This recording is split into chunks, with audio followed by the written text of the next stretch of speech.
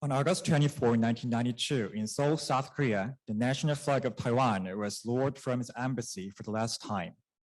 Hundreds of students, journalists, and diplomats came to the embassy to watch their flag being removed permanently.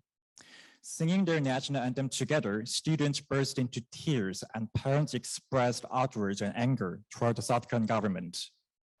In contrast, on the same day in Beijing, China, the foreign ministers from China and South Korea announced to establish diplomatic relations, toasting to everlasting friendship.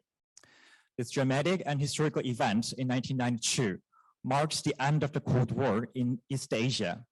It also shows how East Asian countries proactively accepted and changed the Cold War instead of passively taking it.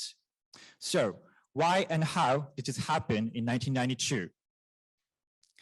My thesis investigates why and how the South Korean government chose China, its previously hostile enemy over Taiwan, a longtime ally in 1992, focusing on political and economic reasons.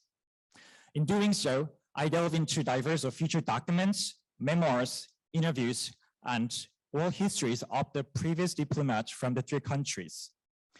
Politically, the South Korean no-dom policy and the Chinese one China policy enabled and facilitated the diplomatic meetings between the two countries.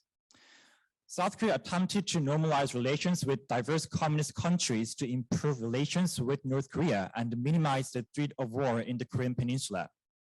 Specifically, South Korean President Roh Tae-woo strongly desired to normalize relations with China in his presidency. On the other hand, China intended to isolate Taiwan by making Taiwan's former allies, such as South Korea, recognize China instead of Taiwan based on the one China policy.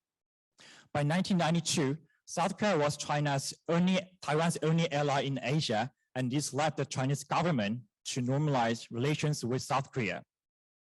Economically, the Chinese reform and opening up in 1979 played the most important role. Thanks to the reform and opening up, China and South Korea started indirect trade via Hong Kong in 1979. And as you can see from the graph behind, the trade between the two countries increased significantly, rapidly, and continuously from 1979. Therefore, the increased economic importance of the two countries dovetailed nicely with their political needs. Therefore, establishing the relations between the two countries in August 1992.